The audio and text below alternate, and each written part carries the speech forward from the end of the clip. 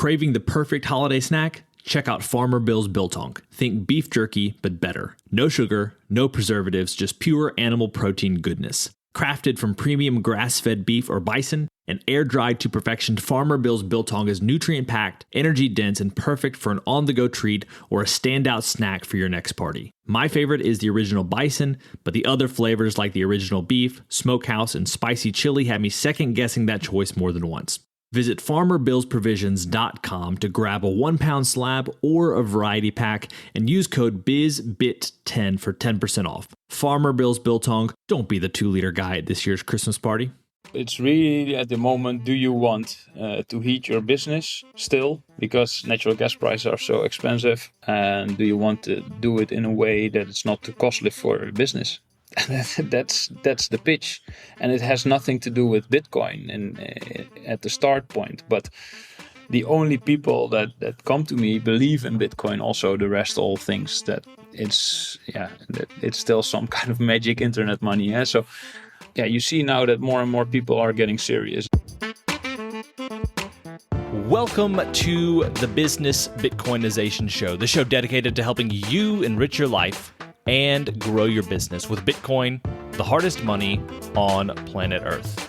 I'm your host, Josh Friedemann, and our guest today is Bert de Groot, who's based in the Netherlands and has a business that helps other businesses set up their own Bitcoin mining rigs. Now, we've talked about how businesses can use Bitcoin mining as an additional income stream for their business. But Bert is kind of taking it a step further by helping businesses use the heat that these Bitcoin miners create for the benefit of the business. We'll get into how he's doing that in today's interview, but the first application that caught my attention was something that was circulating on Twitter a couple weeks ago, where Bitcoin miners were being used to heat a greenhouse. And this is actually something that I had been looking for over the last month or so. Is there a business out there who's using the heat to actually grow food or grow plants? And then sure enough, one day I saw this and I searched Bert out and I invited him on this podcast to talk a little bit more about what he's doing. I think you're really going to enjoy this conversation. But before we get to it, we have this week's Bitcoin Meetup Spotlight. And usually I am highlighting a particular Bitcoin meetup. Today, I want to direct you instead to the Oshi app. The reason I'm doing this is because Oshi has recently added a feature that makes it an amazing tool for the meetup space. They've added every single meetup they know of across the world to the map on Oshi so that whenever you open up the app, you can find the meetup closest to you, or if you're traveling, you can see where there may be other meetups nearby. So if you haven't downloaded Oshi yet, there's a link below. I definitely encourage you to do it, and you may even find that there are businesses nearby that not only accept Bitcoin, but that will also give you Bitcoin back if you purchase from them. So once again, for this week's Bitcoin Meetup Spotlight, download the Oshi app so that no matter where you are in the world, you'll always have the closest Bitcoin meetup to you in the palm of your hand. Now, we're going to get to our interview with Bert right after this. Business owners, unlock the benefits Bitcoin has to offer your business with the Bitcoin for Business Quick Start Guide. This 27-page guide highlights the 6 ways you can grow your business with Bitcoin. Check it out in the show notes. Bert, welcome to the podcast. Thank you. So I like to start off every single interview with a few questions that help us to get to know you a little bit better and give us some insight for our own lives. So you ready for these? Ready. When and how did you first learn about Bitcoin? First encounter was, I think, 2013, 2014, people talking about it. Then 2014, someone's asked me if we could set up a mining business.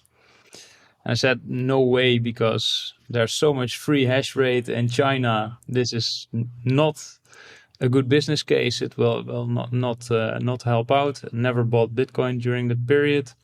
My friend did.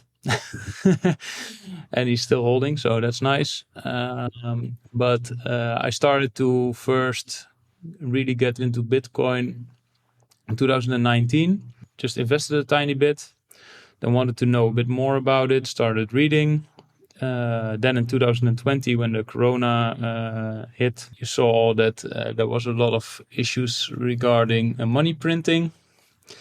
I foresaw a collapse in the housing market, so I sold an apartment I still owned because I thought this is going to go down like crazy. That didn't happen, but I wanted to invest it in Bitcoin because I didn't see it go well with the monetary system. So that's basically how it happened, and that happened during the course of 2020. And then in 2021, I sold my bike rental company. I started in that same year, and then dedicated my time fully on Bitcoin. So started mining. That's just last year, and I started building a mining company more professionally. What's an insight or fact about Bitcoin that you wish that everyone understood? Yeah, I wish everybody understood what fiat was. That's the real insider fact. Yeah, I think that's one of those things that I've heard people say this before, and I will say that it was to some degree true for me that to understand Bitcoin, you have to really understand the dollar and other fiat systems first. It's essentially if you don't understand the problem, you're not going to see Bitcoin as the solution. You're probably just going to see it as some crazy investment, like a lot of people do. So to understand what Bitcoin is, understanding fiat first is so important. I think you're the first person maybe who has said it in those terms, but I think that's very insightful. The next question is this: what's the Bitcoin resource you most recommend to other people? A very difficult question because there are so many different resources to pick from. But if you haven't read the Bitcoin Standard, I think that's something you definitely have to read. And from that point, you might want to also have a look at the Fiat Standard. Mm-hmm. And that will broaden your view a bit. I just finished the Fiat Standard probably a week or two ago, and I think I enjoyed it more than the Bitcoin Standard. I'd have to go back and listen to the Bitcoin Standard again, but I really enjoyed the Fiat Standard and looking at some of the different aspects of, I guess, fiat world. The second to last question for today, before we get into the main portion of our interview, is beyond Bitcoin, what's a resource or an idea that's been valuable to you or your business recently? The idea that we will create a monetary network that's net positive on the environment. Which is really interesting. Could you just expound on that a little bit more before we get to our last question? Because a lot of people, especially these days, we're looking at the merge right now, proof of stake. A lot of people are pushing the value of proof of stake over proof of work. As a miner, you think that proof of work is better and will lead to a better environment. Can you just expand on that a little bit? Yeah, as a miner, you will have to find the cheapest electricity. And cheapest electricity means you either do something with the heat that comes out of the miner, or you find a place where energy is dirt cheap, or basically it's abundant or there's spare capacity. So that means that there's already electricity that would have been wasted, or there is a place where you can have heat being produced by miners, which is cheaper with the miners, so with electricity, than with other forms of generation of this heat. And what we are looking for is that most likely before the end of 2024, Bitcoin will be carbon negative. So this means that we will have replaced so many traditional fossil fuel heaters, that we will have so many mines across methane emitting places that we will move to carbon negative within the next 2 years. So that means that when you use Bitcoin, and that's already the case, you are contributing to a better world instead of what everyone is thinking. Our final question, we call it our arbitrary but insightful question, is this: as a general life principle, is it better to ask why or why not? Why or why not? Yeah, that it's both. For me, it's both. It's just both. Yeah. Depends on the situation. Yeah, exactly. But you have to be curious. Indeed. Meet Linkster, your premier Bitcoin-focused advisor. Linkster caters to businesses, institutions, family offices, and high net worth individuals. They merge your unique financial goals and needs with Linkster's Bitcoin expertise to craft your own sustainable plan to preserve and grow the value of your hard-earned profits and retained earnings. At Linkster, it's not just advice, it's tailored execution. Connect directly with the founder by visiting linkster.com. That's LYNCSTER.com. Linkster. Secure your future with Bitcoin. Today's episode of Business Bitcoinization is proudly brought to you by Velis Commerce, where the future of business technology meets Bitcoin. As we journey through the era of Bitcoin and its transformational impact on businesses, there's one name that stands out: Velis Commerce. Whether you're looking to build a cutting-edge website, a seamless mobile app, or custom software, Velis is your go-to team. They've been diving deep into the world of Bitcoin since 2014, making them one of the most experienced groups for integrating Bitcoin and Lightning payments into a variety of digital platforms. But here's what truly sets them apart. Velis Commerce doesn't just build. They bring a wealth of knowledge to ensure your project's success from day one. Their team understands the nuances of Bitcoin, ensuring that your business stays ahead of the curve.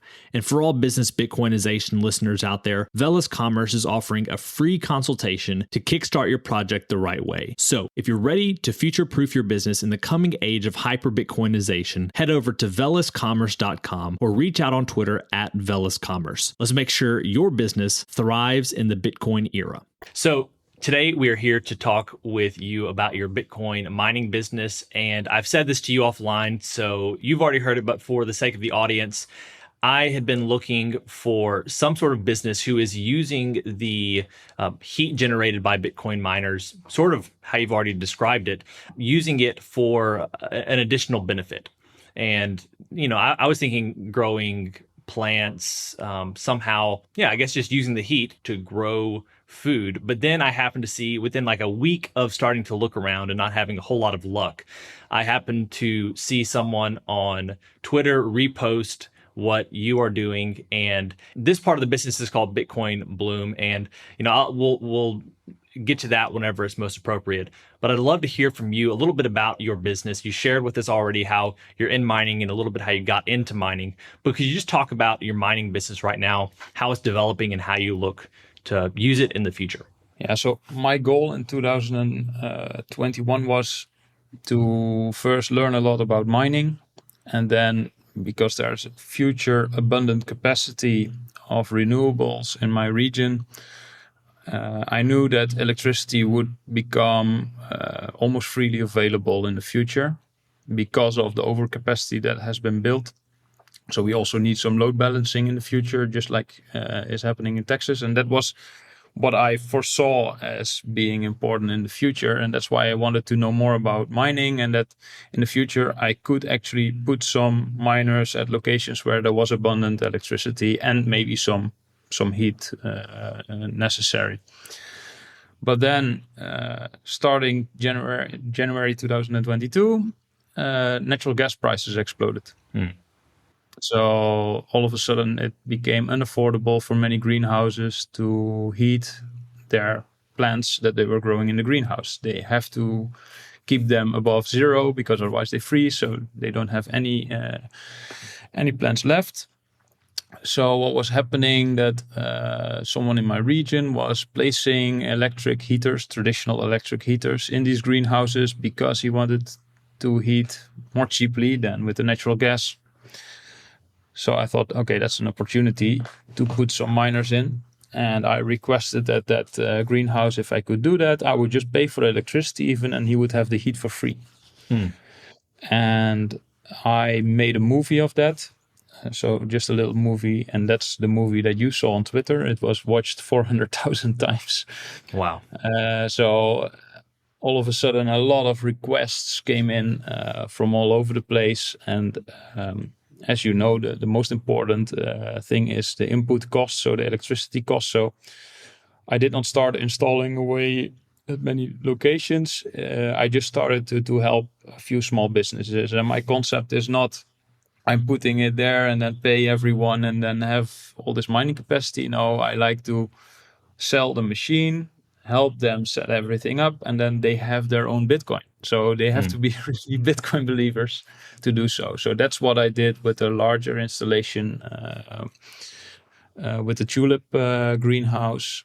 We're really growing flowers there, tulips. And this winter we started to dry the tulip bulbs there. And now we are shipping these tulip bulbs across the globe. The Bitcoin dried tulip bulbs. Yeah. So I love how you call it Bitcoin dried tulip bulbs. So you're using the heat for multiple things, helping to grow flowers, helping to dry the bulbs. Now, one of the things you just mentioned is that your business, what you're looking to do is set other business owners up with miners. Now, I know here in the United States and probably other places throughout the world, people are using some sort of host. They are buying a miner through a company, and that company is running the miner. Could you talk to me a little bit about how much of your business is you and the miners that you own or host versus how much of the business is other business owners that you're providing miners to? Yeah, so that's becoming a larger part. I just have a few miners set up, so I use heavy equipment. So the S19J Pro or XP or whatever is currently available. So I try to have the most efficient ones because you want to have a long lifetime. So you want to have a business case of at least 5 years. So I have a couple of those running, and then the businesses, they just buy whatever fits their need. But in general, if you have a small business or not that many cubic meters to fill up, one miner is sufficient in many places. So for a greenhouse, of course, you need a bit larger scale solution, but for smaller businesses, not.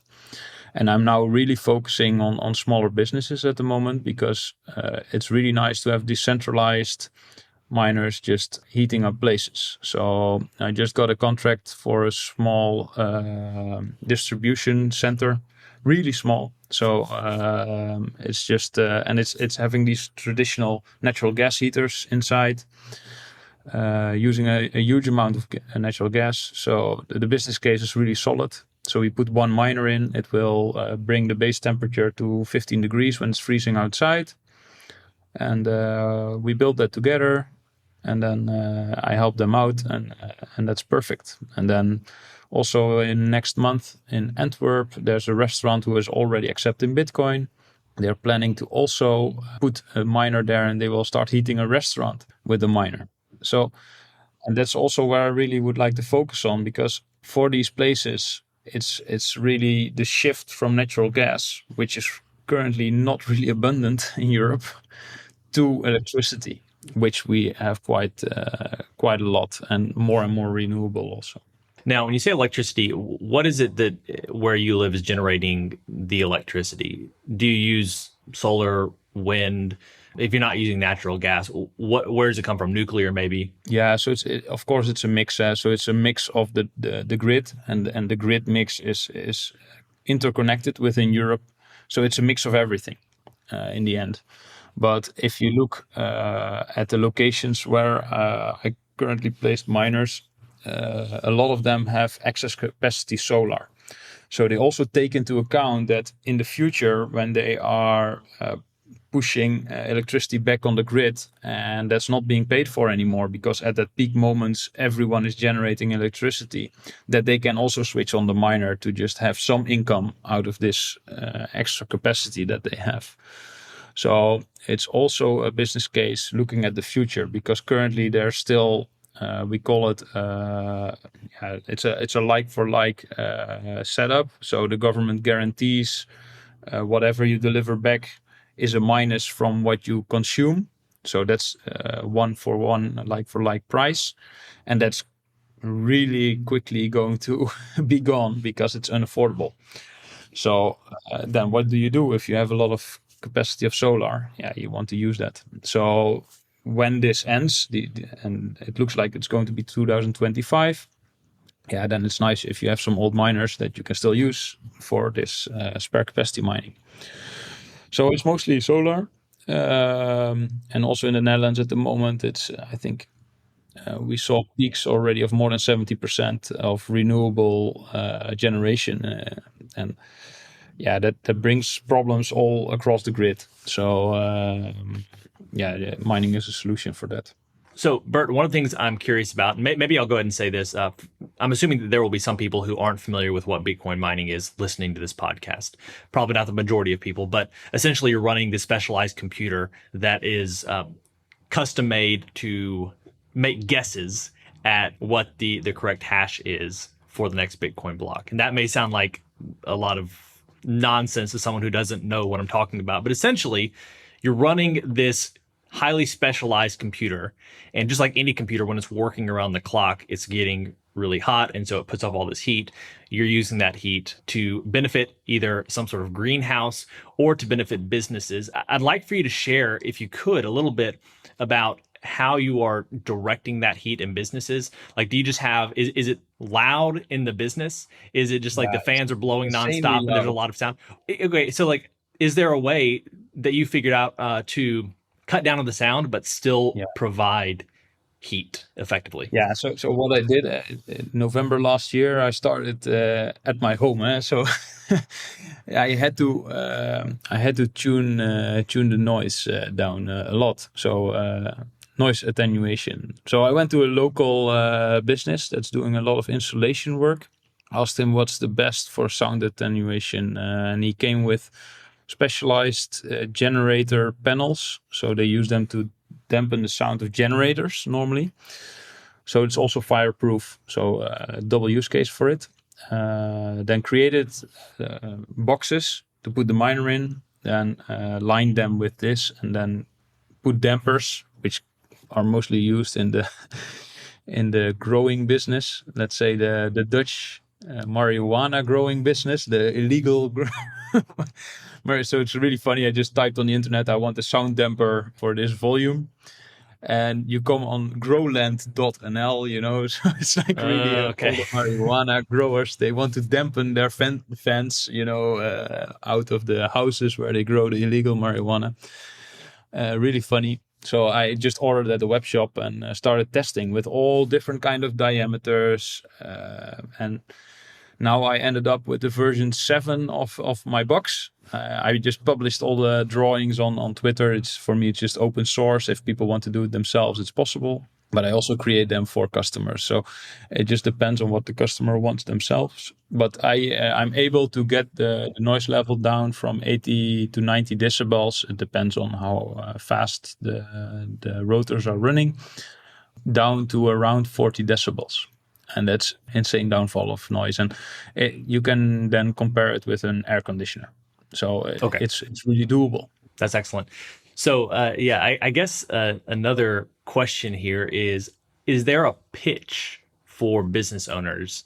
And I don't know exactly what it would be like, but is there a pitch to business owners that Bitcoin mining can help to offset some rising energy costs? It sounds like that could be a case made anywhere, but it seems like in Europe these days, that's something that is an especially attractive proposition. So essentially, if you're using energy, that energy is heating, but it's also making you some money along the way.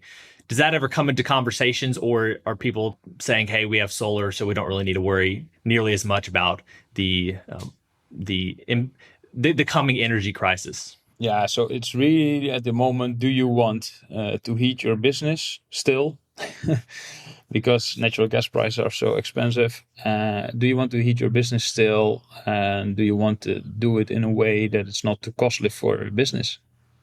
That's the pitch.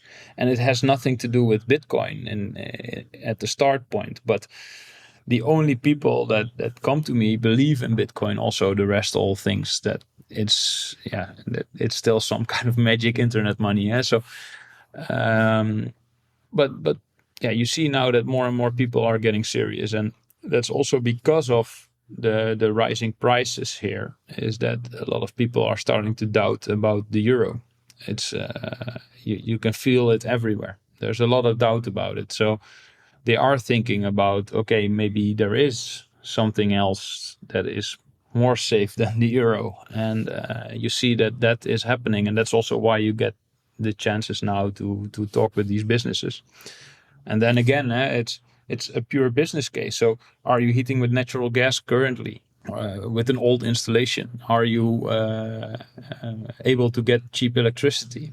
And if that is the case, And it's just a very simple calculation, and you move forward. So it's a business calculation. It doesn't really have to do with Bitcoin that much, but the people that in the end choose for it, they believe in Bitcoin also. Otherwise, you wouldn't go ahead with it. I know the price is always fluctuating and the profitability is always changing. I'm curious though, has there been a really good general price for energy? Like if you can get energy at this price, then it's probably going to be smart for you to mine Bitcoin. Yeah, I always say below 10 cents. So if you move further down the line, there's a lot of other factors. So in a 5-year calculation, there's a lot of other factors, and then in the end, the question is just, do you believe in Bitcoin or not? Mm-hmm. That's the only real question that you have to ask yourself if you want to start mining. And then, the base principle is, do you have electricity below 10 cents? And then, do you currently have a heating problem? So if you have a heating problem, then it's much easier to put that into the calculation, which is an extra positive. Or do you have spare solar capacity, which probably you won't be paid for in the future? That you can also put into the calculation. So there are so many factors that you have to put in. But baseline is, do you have energy below 10 cents? And that's the same now in dollars as in euros. If it's below 10 cents, then maybe we can check it out. But otherwise, don't even start. So I've been curious about whether or not Bitcoin mining in the future at a small scale for like a business owner will be profitable after the next couple of halvings. What are your thoughts on that? Like at a certain point, does Bitcoin mining become a way to offset energy costs as opposed to a way of making money? And it's sort of both now, right? But I'm just thinking like in 2 halvings, the block reward is going to be so small, and I imagine the hash rate will be so high that I've wondered about, essentially, if you're not specialized into mining, will it be worth it? I know you're in the space a whole lot more than I am. I'd love to hear your thoughts on that. Yeah, it depends on your location. So in the Netherlands, you are in an insane tax-intensive situation. So if you have a business and you make profit, it's taxed really heavily. So what you want in general, or what you also see, is that people don't want to make profit. Because if you make profit, you pay insanely high taxes over it. So they want to create cost. And then if this cost at the end creates money, let's say, that they can use wherever they want on this planet, which is not being taxed.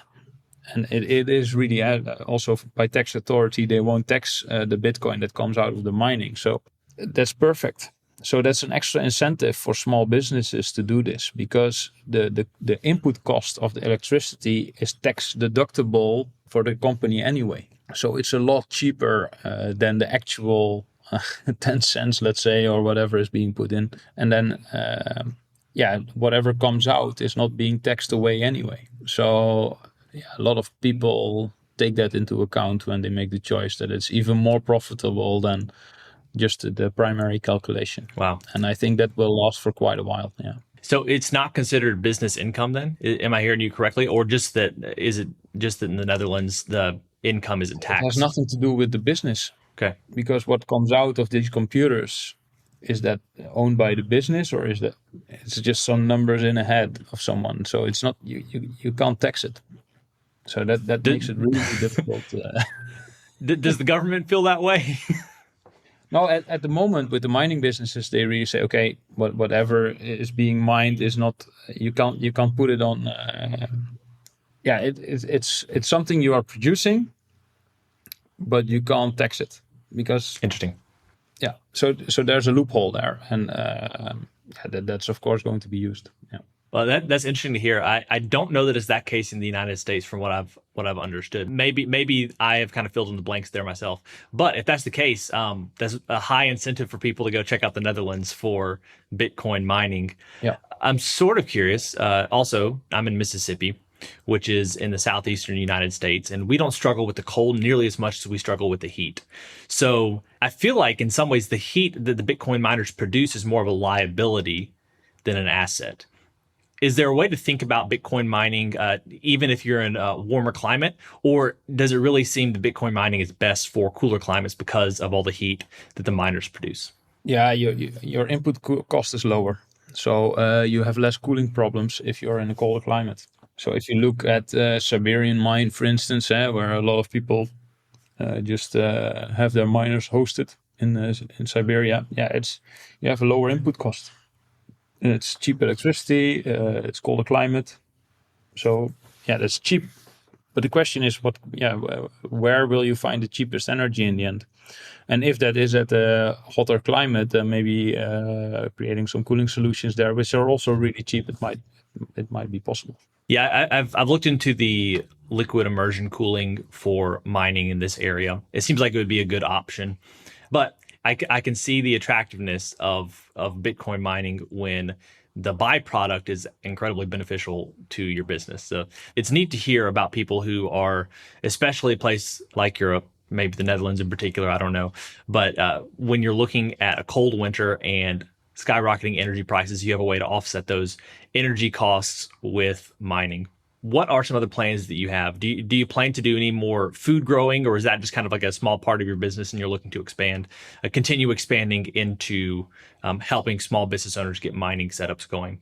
Any thoughts there on the potential of growing either plants or different types of food with Bitcoin? Yeah, in the end, of course, it would be nice to have some extra greenhouses that are growing whatever. I'm agnostic. That's okay for me. But I just really like to help small businesses that have a heating issue at the moment, and I'm trying to roll out wherever it's possible. Excellent. Well, this is a great time to be doing it. Maybe one of the best times ever to be doing it when people are looking once again at skyrocketing energy costs. Bert, I really appreciate you sharing today. Maybe if you have any final thoughts, could you share those? And then let people know how they can support what you're doing, or at least find out more about what you're doing there in the Netherlands, helping small business owners get Bitcoin mining rigs going. Yeah, so you can support or create some extra incentive by ordering tulip bulbs. So the nice thing is you can order tulip bulbs only with Bitcoin. Either Bitcoin or via the Lightning Network. And then the nice thing is that the prices are fluctuating in fiat and not in Bitcoin. So if you look on the Bitcoin Bloom website, I think I'm still the only website on the planet which has fixed Bitcoin prices and fluctuating fiat prices. Where you just where you can order, and at the moment the fiat price is quite low, so the tulip bulbs are almost at the price of the shipping. So I just sent out 2 days ago, I think. Yeah, 2 days ago I sent out some bulbs to New York. So they're going all over the planet, but it's nice. And then if you really want to do a donation, you can also do that on the Bitcoin Bloom website. Then we just get the flowers that we grew. We give them either to elderly people or to sick children. And that's also something you can do. And that helps the business. All the money that goes into there is just directly invested again into the business. So at the Bitcoin conference in Amsterdam, I don't know if you've heard about it, we are building a huge flower Bitcoin logo with tulips for the entrance. And also there we will try to sell some tulip bulbs so we can support Bitcoin projects with this. Excellent. Well, Bert, thank you so much for your time today. I love what you're doing. I appreciate once again the time you've given us today, and look forward to hearing more about what you're doing in the future. Thank you, Josh. Alrighty, friends, it's a wrap. Thanks so much for listening to this episode of the Business Bitcoinization Show. If you want to reach out to either me or Bert, you can find our links down in the show notes. I'm also going to be including the video of the miners heating the greenhouse. If you want to see what that looks like for yourself, please share this with anyone you think would find this topic interesting. As always, keep building, keep growing, and until next time, keep living and leading well. If you're a regular listener of the podcast, thank you. If you want to take a further step in your support for the show, you can help us grow by listening on Fountain, a value-for-value podcast app on iOS or Android. If you hear something you like that you disagree with or anything else, you can share it by sending some sats and adding a comment with your thoughts. Some of you have already done this, and I appreciate it. I'm going to begin reading your boosts on upcoming episodes, so if you have some insight or value to add, let the people know. Getting started with Fountain is easy. You can add Bitcoin to your Fountain wallet by using your fiat accounts or any Lightning wallet. And one of my favorite features is that once you're using the app, you can earn sats just by listening on Fountain. Check out the link in the show notes to get started with Fountain today.